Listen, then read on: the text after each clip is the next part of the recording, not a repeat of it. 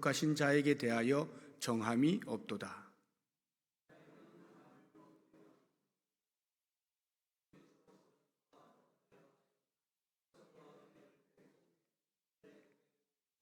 여호와께서 유다와 논쟁하시고 야곱을 그 행실대로 벌하시며 그의 행위대로 그에게 보응하시리라.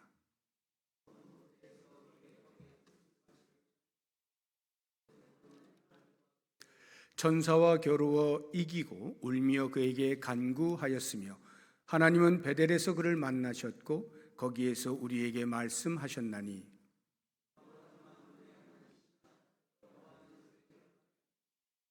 그런즉 너희 하나님께로 돌아와서 인애와 정의를 지키며 항상 너희 하나님을 바랄지니라.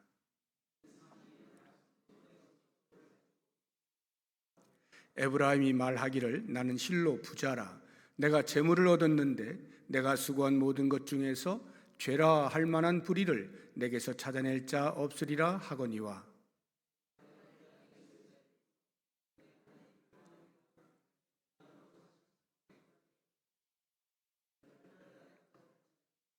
내가 여러 선지자에게 말하였고 이상을 많이 보였으며 선지자들을 통하여 비유를 베풀었노라.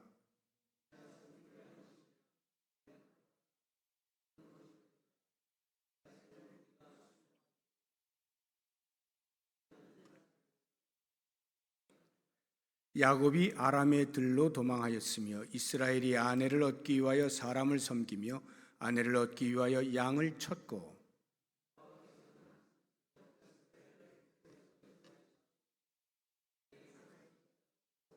같이 읽습니다.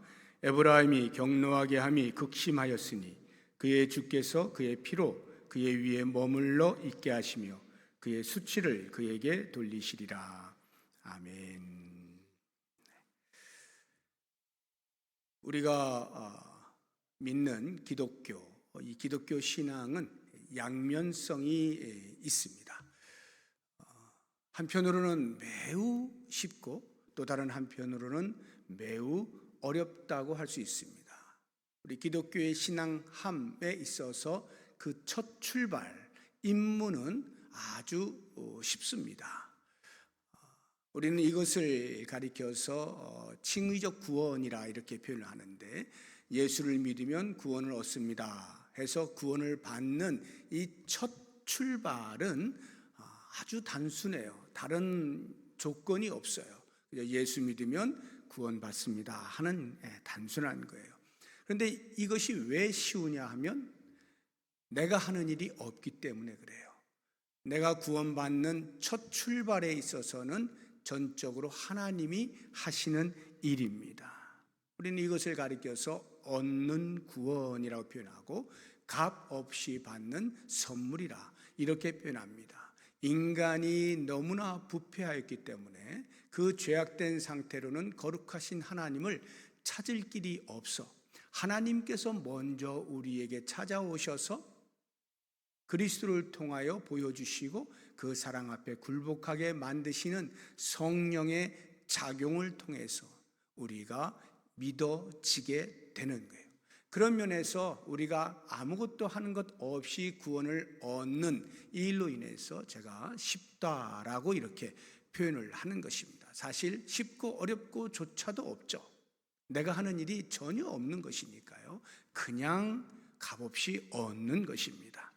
그런 거에 비해서 예수를 믿고 나서 예수 믿는 사람이 궁극적으로 다다르게 되어질 영화적 구원, 하나님 나라에 들어가서 주님과 영원히 함께 살게 되어지는 그 영광스러운 영화적 구원을 얻기까지 출발부터 과정이 있는데 그 과정은 매우 어렵습니다. 우리는 이러한 그 과정의 구원을 성화적 구원이라 이렇게 표현을 합니다.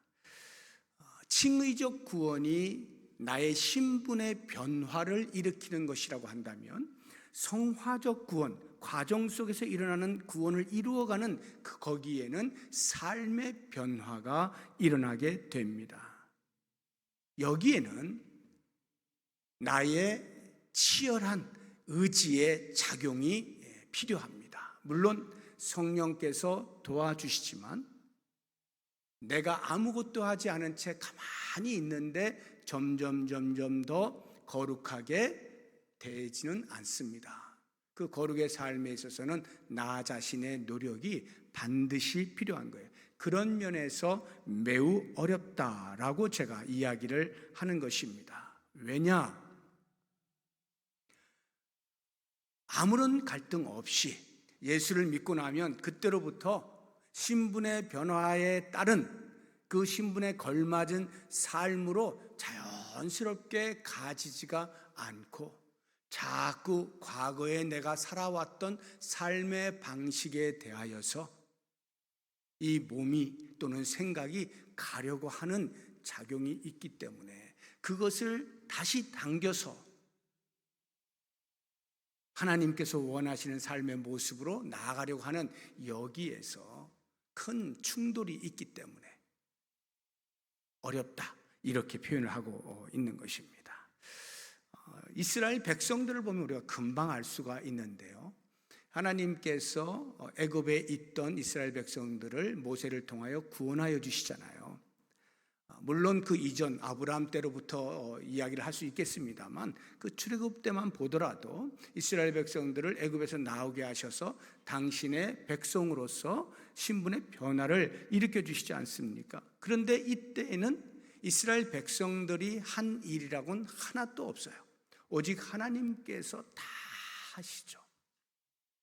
그래서 그 강팍한 바로의 마음을 결국에는 굴복시키시고 이스라엘 백성들을 애굽에서 나오게 하셔서 자유인이 되게 하시고 하나님을 믿는 백성으로 신분의 변화를 완벽하게 일으켜 주시죠.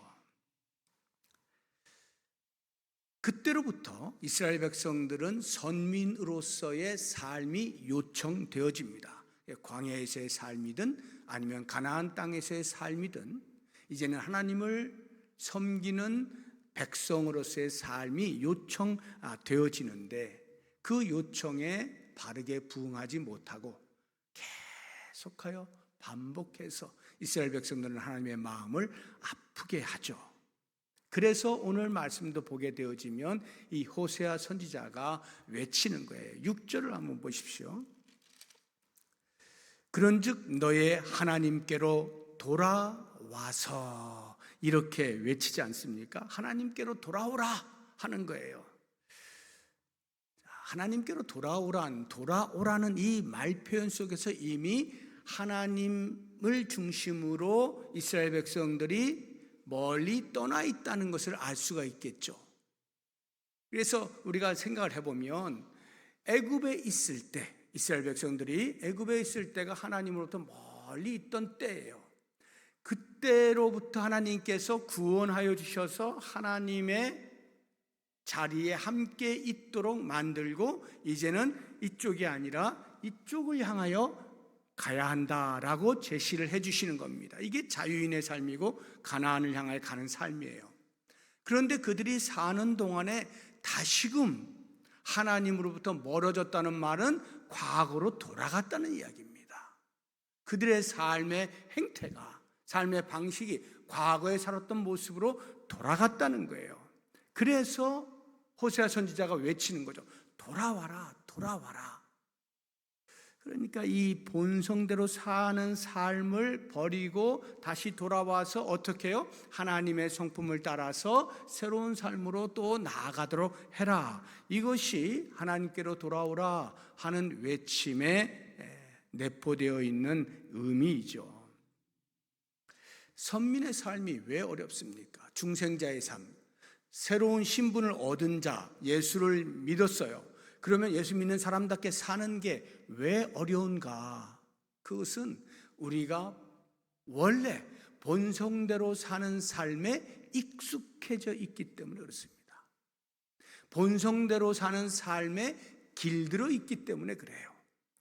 그러니까 비록 신분상으로는 변화가 일어나서 하나님의 자녀로 살아간다 하지만 자꾸 몸과 마음이 과거를 향하여 나아가게 되는 거예요.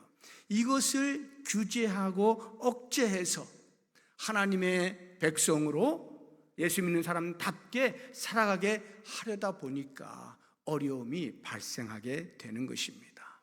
그만큼 우리의 본성이라고 하는 것이 새로운 삶을 살게 하기에는 너무나 유혹이 커요.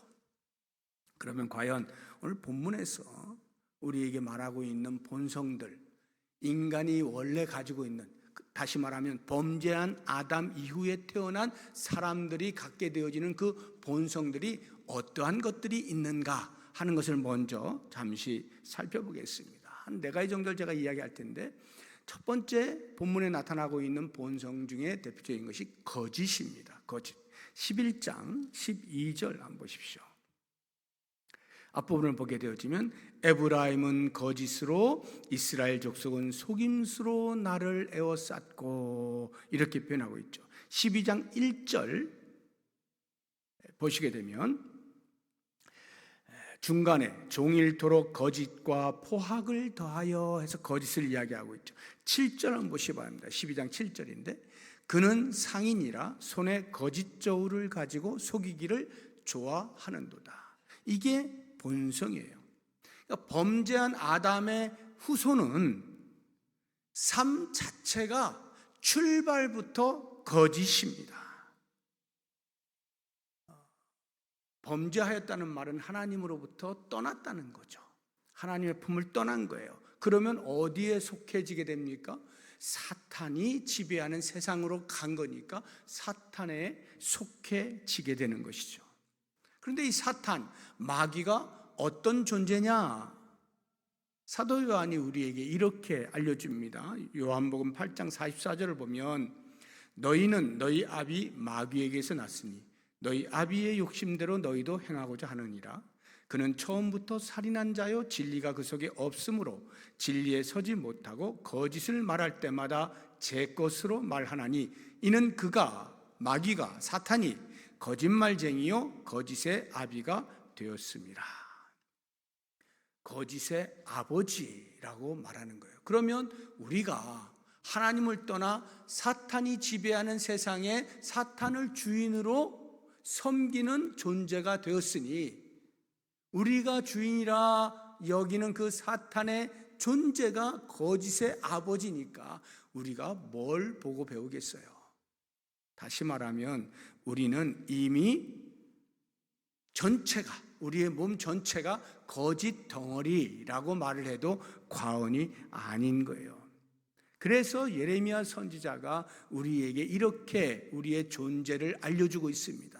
예레미야 17장 9절을 보시면 만물보다 거짓되고 모든 것보다 거짓되고 심히 부패한 것이 사람의 마음이다.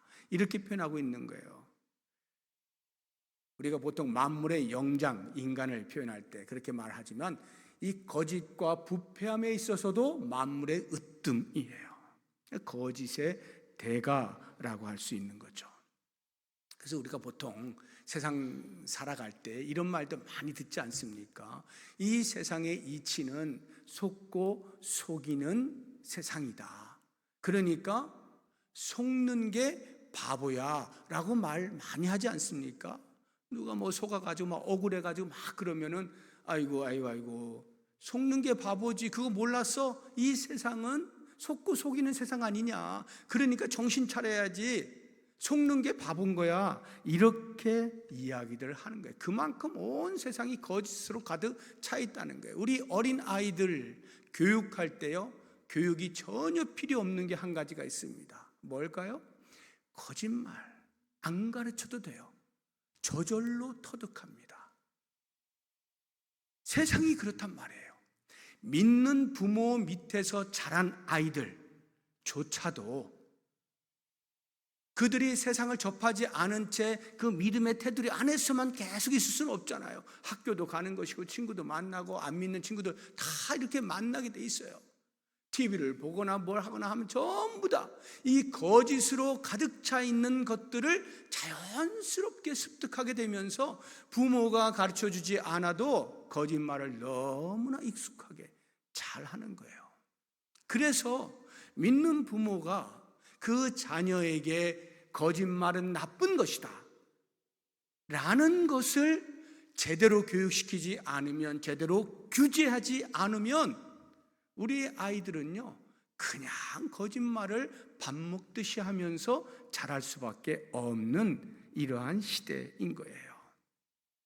그래서 우리가 예수를 믿고 새로운 신분을 획득했다 할지라도, 하나님의 자녀가 되었다 할지라도 가만 놔두면 이런 거짓된 세상에 저절로 나도 거짓된 삶을 살 수밖에 없으므로 사도 바울은 예수 믿는 공동체 안에 성도들을 향해서 강력하게 권면할 수밖에 없는 거예요. 골로새서 3장 9절을 보시면 너희가 서로 거짓말을 하지 말라, 옛사람과 그 행위를 벗어버려야 한다. 거짓말, 우리의 본성을 따라 사는 이러한 것들 하지 말아라 하고 권면하지 않으면 안 되는 그러한 시대를 우리가 살아가고 있는 것입니다. 두 번째로 본성의 대표적인 것, 본문에 보면 물질적 세계관이에요. 물질적 세계관이란 이제 유물론이라고 이렇게 보통 우리가 이야기하죠. 유물론인데요. 8절 한번 보시게 되면 에브라임이 말하기를 나는 실로 부자라, 내가 재물을 얻었는데 내가 수고한 모든 것 중에서 죄라 할 만한 불의를 내게서 찾아낼 자 없으리라 하거니와. 이게 무슨 말이냐면요, 물질욕이나 권력욕이나 명예욕, 이러한 것들이 영적인 추구 또는 영적인 만족감보다 훨씬 앞서는 것입니다. 이게 우리의 본성이에요. 그러니까 물질적 풍요를 누리게 될 때는 우리의 영적인 시각이 가려지게 됩니다. 심지어는요, 불의한 방법으로 재물을 획득했다 할지라도 그것이 하나님의 축복이야 라고 착각을 할 만큼 유물론에 아주 익숙해져 있는 것입니다. 그래서 그 8절을 다시 한번 보시게 되면 거기에 죄라 할 만한 불의를 내게서 찾아낼 자 없다, 없을 것이다 라고 말하는 이 말은요, 얼핏 보면 이런 의미예요. 내가 너무나 완벽하게 속이기 때문에 아무도 나의 모습을 통해서 불의를 찾아내지 못할 거야 라고 하는 자신감의 말로 보입니다. 물론 그런 말도 될 수가 있어요. 그러나 그것보다 더 본질적인 의미는 불의를 저지르는데 스스로 생각할 때는 나는 잘못하지 않고 있다, 죄로 여기지 않는 거예요. 죄를 죄로 여기지 않으면서 참 잘하고 있어 라고 하는 영적인 둔감함에 빠져 있다는 뜻이에요. 내가 죄를 짓고 있는데, 불의를 하고 있는데, 불의를 통해서 재물을 얻고 있는데도 그것이 잘못인 것을 모르고 재물이 모여지는 그 모습을 통해서, 그 현상을 통해서 하나님께 나에게 축복하셨구나 이렇게 생각하면서 영적으로 완전히 둔감해져 있는 그러한 모습이죠. 현상이 본질을 가리는 거예요. 결과가 과정을 덮어버리는 거예요. 결과가 좋으면 과정 속에서는 어느 정도 불순물이 끼고 좀 욕먹을 짓을 하고 해도 그게 그렇게 크게 보이지 않는 거예요. 결과가 좋으니까요. 그 결과를 내밀면서 내가 이런 사람이야, 이게 바로 유물론이에요. 정신세계, 영적인 세계보다 물질 세계가 훨씬 더 앞서는 거예요. 그게 더 중요하다고 여기는 겁니다. 이것이 본성이거든요. 그런가 하면 또 다른 하나의 본성이 있다는, 그것은 정함이 없다는 것인데요. 11장 12절 뒷부분을 보시게 되면 하나님 곧 신실하시고 거룩하신 자에게 대하여 정함이 없도다 이렇게 표현하고 있죠. 이것을 좀 비유적으로 풍자적으로 표현해 놓은 것이 12장 1절에 나옵니다. 12장 1절 보시면 앞부분에 에브라임은 바람을 먹으며 동풍을 따라가서, 이렇게 되죠. 에브라임은 이스라엘 민족을 말하는 거예요. 바람을 먹고 동풍을 따라간다. 이게 무슨 말이냐면 바람이 이리 불고 저리 불고 있는지 없는지 이러한 것, 부질 없는 것이다, 이런 뜻이에요. 부질 없는. 동풍을 따라간다는 말이 뭐예요? 동풍이라는 게 시로코라고 하는 것인데, 동쪽에서 불어오는 바람인데 굉장히 뜨거워요. 그래서 식물들이 그런 시로코가 한번 불어오면은 다 타서 죽어버립니다. 무슨 이야기냐면 그런 것들을 붙잡다가 스스로 파멸의 길로 간다는 말이에요. 12장 1절 뒷부분을 보게 되면 좀 더 구체적인 게 나오는데, 12장 1절 뒷부분을 보세요. 아수르와 계약을 맺고 기름을 애굽에 보내도다. 아수르와 애굽이 나오잖아요. 아수르와 애굽은요, 팔레스타인 이스라엘 그 나라를 둘러싸고 있는 남쪽의 강대국과 북쪽의 강대국이에요. 근데 이 두 나라는 강대국이다 보니까 서로 적대적입니다. 서로 패권을 차지하기 위하여서 힘겨루기를 하고 있는 나라들이에요. 그 사이에 끼어 있는 이스라엘이 한때는 애굽에다가 조공을 바치면서 우리 동맹 맺읍시다, 잘 좀 봐주시오, 이렇게 하다가 또 이렇게 보니까 아수르가 더 힘이 센 것 같으면 또 아수르에다가 조공을 바치면서 우리와 동맹 맺읍시다, 우리를 좀 잘 좀 봐주시오, 이렇게 양다리를 걸치고 있는 모습인 것입니다. 물론 오늘날로 하자고 하면 외교 정책에 있어서 상당히 전략적으로 그럴 수 있죠.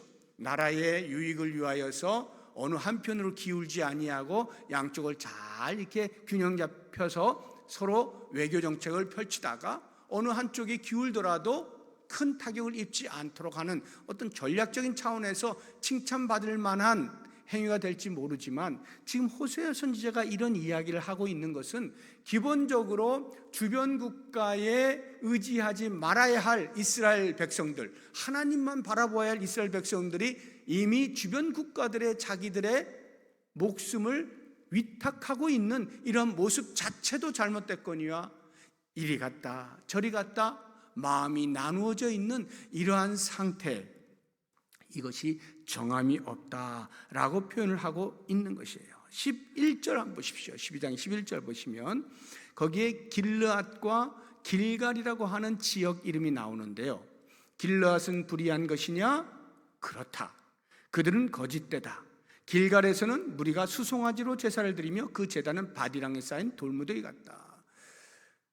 길르앗이나 길갈이나 전부 하나님을 잘 섬기는 그러한 지역에 있는 지역들, 요단 동편과 요단 서편의 대표적인 지역들인데, 그러한 지역들에서 우상을 섬기는 데 앞장서고 있는 모습을 보여주고 있는 것입니다.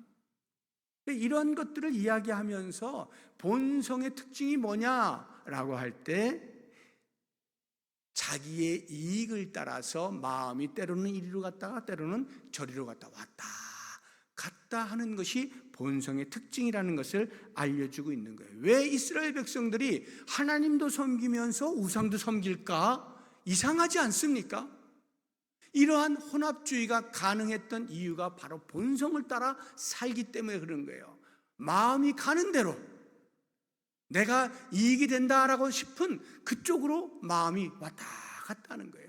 이것을 가리켜서 야고보 장로는 두 마음을 품었다라고 표현하는데, 야고보서 1장 8절을 보시면 두 마음을 품어 모든 일에 정함이 없는 자로다. 하나님도 붙잡다가 또 여기가 또 좀 달콤해 보이면 그것도 붙잡다가 이리저리 왔다 갔다 하는 두 마음을 품어 정함이 없는, 이것이 바로 본성이라는 거예요. 마지막으로 본성의 특징을 보시게 되면 본문에 나와 있는 것 중에 하나님의 말씀에 무관심하거나 또는 적극적으로 무시하는 이런 본성이 있어요. 10절 한번 보십시오. 12장 10절. 내가 여러 선지자에게 말하였고 이상을 많이 보였으며 선지자들을 통하여 비유를 베풀었노라. 하나님께서는 당신의 종들을 통해서 당신의 백성들에게 끊임없이 어떻게 살아야 할지에 대하여 지침을 계속 내려주는 거예요. 그런데 본성은 이렇게 하나님의 말씀에 대하여 귀를 닫게 만들어. 왜? 이 본성은 진리로부터 멀리 떠나 있기 때문에, 죄가 가득 갇혀 있어요. 전적으로 타락한 인간은 진리를 가까이 하지 않는 것입니다. 마음이 하나님으로부터 멀어져 있어요. 그런데 하나님이 무슨 말씀을 해서 그 말씀에 귀를 기울여 듣겠느냐 하는 거죠. 우리의 본성은 하나님의 말씀이 들리지가 않아요. 조금 적극적으로 저항하는 사람은 무시하죠. 그래서 내가 지금 비록 예수를 믿고 새로운 신분을 얻은 사람이라 할지라도 내가 예수 믿는 사람답게 살고 있는지, 아니면 여전히 과거처럼 본성을 따라 살고 있는지를 알고 싶으면 하나님의 말씀에 대한 나의 태도를 보면 어느 정도 알 수가 있어요. 하나님의 말씀에 대하여 아무런 생각 없이 예배의 자리에 나오긴 하지만 그냥 앉아 있다가 멍하니 있다가 예배 끝났습니다 하면 가고 하는, 이렇게 말씀에 대한 관심이 없으면 거의 틀림없이 나의 지금의 삶은 본성을 따라 살고 있다 해도 과언이 아니에요. 근데 말씀에 대하여 관심이 있고요, 집중하고요, 어떻게 나에게 말씀하시는가를 들어서 그 말씀대로 살아내려고 하는 애씀이 있는 이러한 상태라고 한다면 새로운 삶, 새로운 신분을 얻은 자가 하나님께서 원하시는 새로운 삶으로 하나님의 성품을 따라 살고자 하는 노력을 하고 있다고 보아도 무방합니다. 그만큼 하나님의 말씀에 대한 나의 태도가 지금 나의 삶의 모습을 대변해 주고 있다 하는 것입니다. 본성을 만족시키는, 이 본성에 따라 사는 사람은 하나님의 말씀을 듣는다 하더라도 내 본성을 만족시키는 그러한 말씀에만 귀를 열어요. 그래서 우리는 이러한 신앙을 가리켜서 기복신앙이라 하는 거예요. 내가 복을 얻는 일에는 관심이 많잖아요. 본성적으로 물질에 대해서 관심이 많고, 권력에 대해서 관심이 많고, 건강에 대해서 관심이 많고, 그러니까 그런 거 준다라고 하는 말씀을 들을 때는 귀가 활짝 열리는 거예요. 나의 아픈 몸을 치유해 준다 하면 귀가 활짝 열리는 거고요. 이렇게 기복신앙적으로 흐를 수밖에 없는 거예요. 그래서 나는 지금 과연 어떻게 하나님의 말씀에 대하여 태도를 취하고 있는가 잘 살펴보면 좋을 것 같아요. 자, 그러면 제가 지금 이렇게 본문에 나타나고 있는 본성의 특징들을 4가지를 말씀을 드렸는데, 비록 신분의 변화가 있다 하더라도, 그러니까 하나님의 자녀가 되었다 하더라도 이런 본성을 따라 사는 유혹이 너무나 크다라고 하는 거예요. 그러면 과연 우리는 이 본성을 뿌리치지 못한 채 여전히 새로운 신분을 얻었음에도 불구하고 과거의 옛 성품을 따라 살 수밖에 없는 존재냐, 본성대로 살 수밖에 없는 존재냐, 이렇게 질문을 할 때 답은 아니다입니다.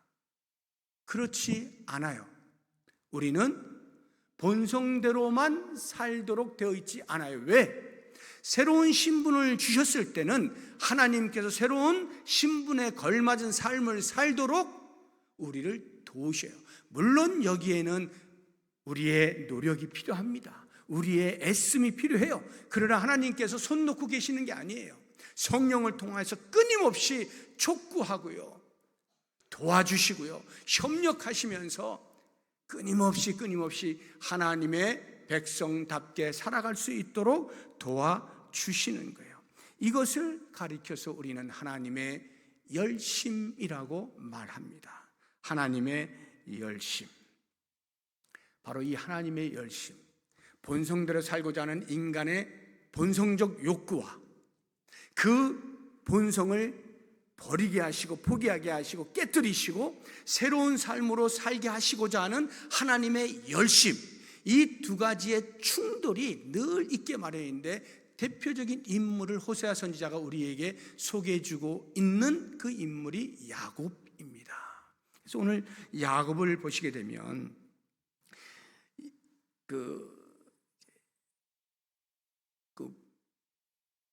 요셉을 따라서 이제 가나안에 있다가 이제 기근을 피하여서 가족 전체가 이렇게 옮겨오게 되잖아요. 애굽으로 옮겨오게 돼서 고센 땅에 머물게 되지 않습니까? 그때에 요셉이 총리로서 바로 왕에게 자기의 식구들을 소개하잖아요. 아버지를 소개합니다.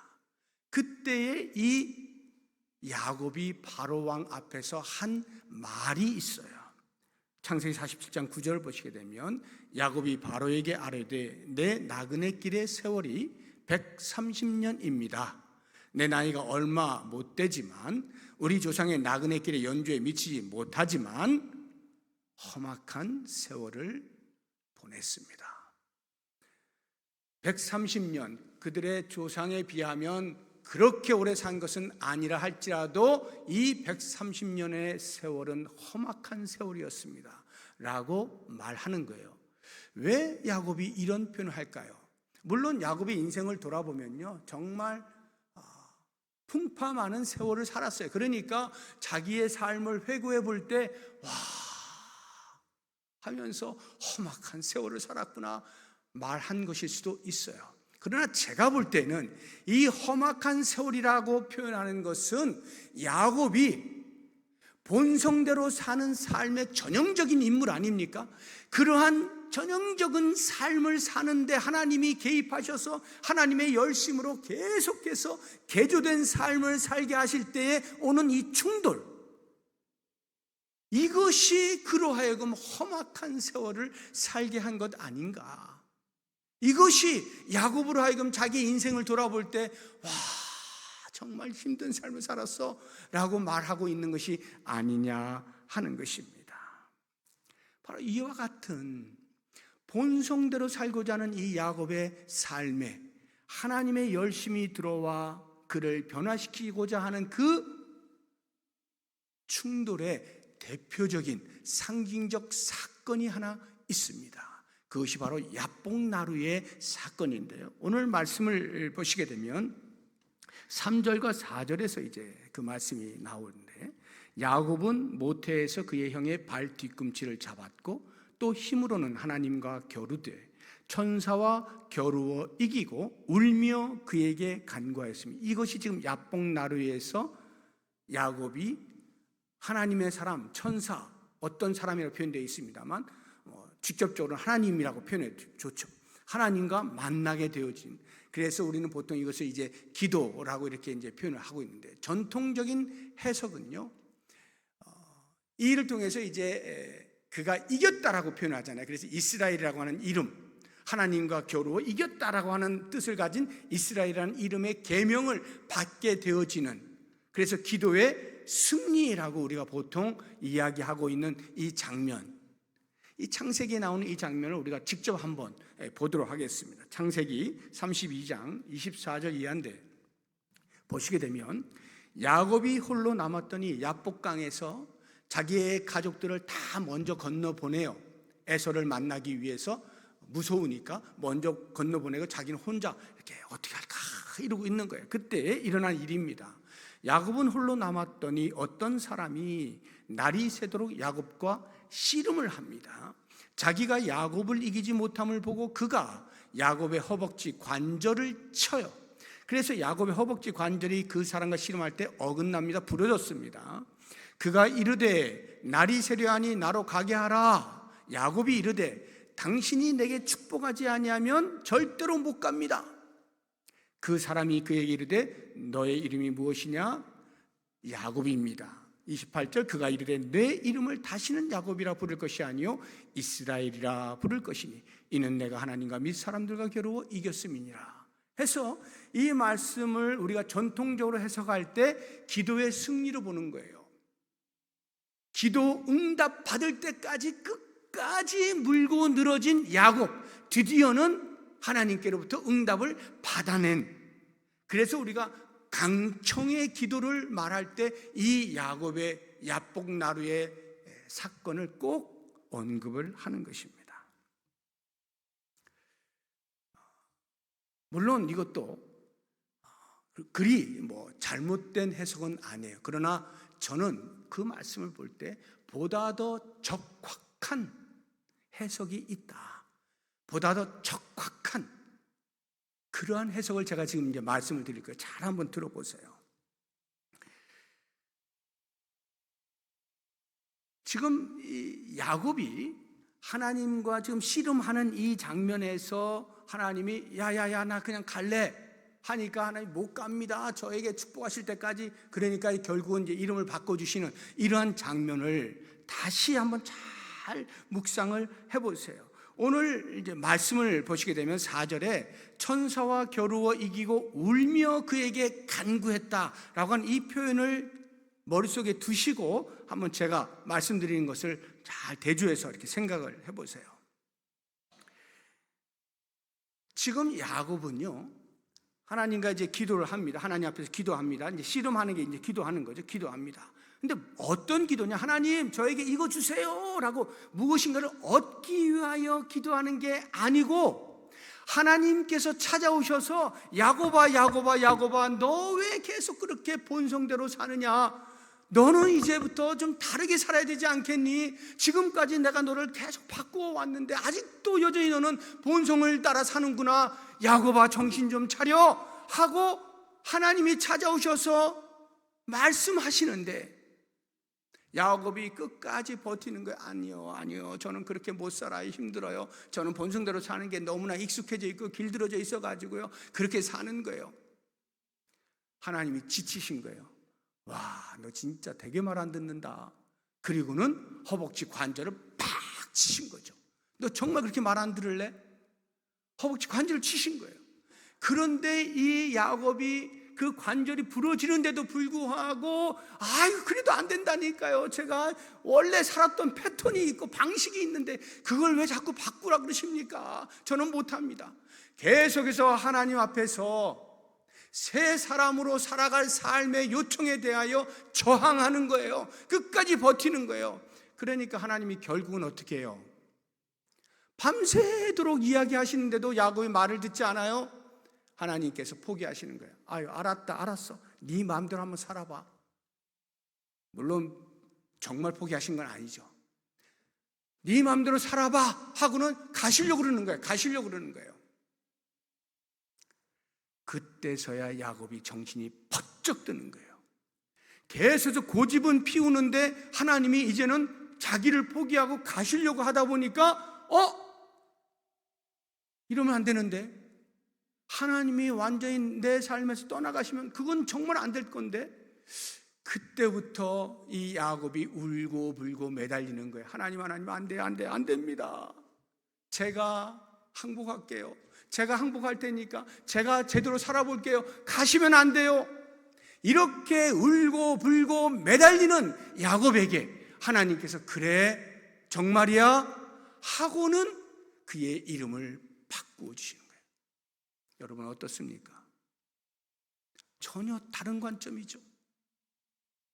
그렇게 보게 되어질 때 지금 이 야복나루에서 야곱이 하나님과 씨름하는 것은요, 전통적 해석에 의하면 내가 무엇을 얻기 위하여 끝까지 붙들고 늘어지는 그러한 기도로 비춰지지만, 지금 제가 말씀드리는 이러한 해석으로 보게 되어지면요, 얻기 위한 기도가 아니라 버리기 위한 기도를 하고 있는 거예요. 지금 버리기 위해서, 안 버리려고 아둥바둥하는 그 야곱에게 하나님께 끝까지 간섭하시면서 버려야 돼. 너의 본성을 버려야 돼. 포기해야 돼. 그래야 새 사람으로 살 수가 있게 되는 거야. 하나님의 열심이 결국에는 야곱의 그 본성을 따라 살려고 하는 고집을 이기는 거 아니에요. 그래서 야곱이 결국에는 무릎을 꿇잖아요. 굴복하는 거예요. 항복하는 거예요. 알았습니다. 하나님의 뜻대로 살아볼게요. 이게 야복나루의 야곱의 경험이다. 그래서 울며 간구한다 라고 하는 이 표현은요, 철저한 자기 버림의 고통이에요. 나를 버려야 되는, 본성대로 사는 그 편한, 익숙한, 그 길들어진 그 삶을 버려야 하는 고통, 이게 울며 간구하는 거예요. 여러분, 우리가 하나님께로 돌아온다라고 하는 말은요, 바로 이와 같은 자기 버림의 고통을 감수하는 것을 의미하는 것입니다. 자기 버림의 기도와 행동이 없을 때는 우리는 하나님의 자녀이지만 상태는 하나님과 멀어져 있는 상태라는 것을 알아야 합니다. 그래서 철저하게 우리가 하나님께로 돌아온다라고 할 때는 자기 버림을 위한 처절한 기도가 필요하고, 자기 버림을 위한 치열한 의지의 발동이 필요하다는 거예요. 그렇게 해서 돌아왔을 때 이제 드디어 우리는 6절을 다시 한번 보시게 되면, 그런 정도의 하나님께로 돌아와서 그러한 자기 버림의 처절한 수고를 통하여 돌아왔다면 인애와 정의를 지키며 항상 너희 하나님을 바랄지어다. 인애와 정의, 하나님의 성품을 따라서 살아내는 애씀이 있어야 되고, 하나님만 바라보는 거예요. 좌우 옆을 보고 뒤를 돌아보고 하지 아니하고, 이제는 새로운 삶을 위하여 하나님께 도와주시는 그 힘으로 하나님만 바라보면서 하나님의 자비와 하나님의 정의를 흉내내는 거예요. 모방하는 거예요. 따라하는 거예요. 닮아가는 거예요. 이것이 바로 하나님께로 돌아오는 말씀의 의미라는 것을 꼭 기억하시면서 오늘 말씀을 묵상하시는 가운데, 하나님, 제가 버려야 할 것이 무엇입니까? 저는 무엇을 버려야 합니까? 나는 아직도 과거에 집착되어 있지 않습니까? 과거의 성품에 그대로 노출되어 있지 않습니까? 본성대로 살려고 하는 무감각한 상태 아닙니까? 주님이여, 저를 복종시켜 주시고 하나님의 사람으로, 예수 믿는 사람답게 새로운 삶으로의 끊임없는 노력을 할 수 있도록 도와주십시오. 이렇게 기도할 수 있는 이 밤이 될 수 있기를 바랍니다. 우리가 이러한 기도를 하기 전에 먼저 나는 예배자입니다 라고 하는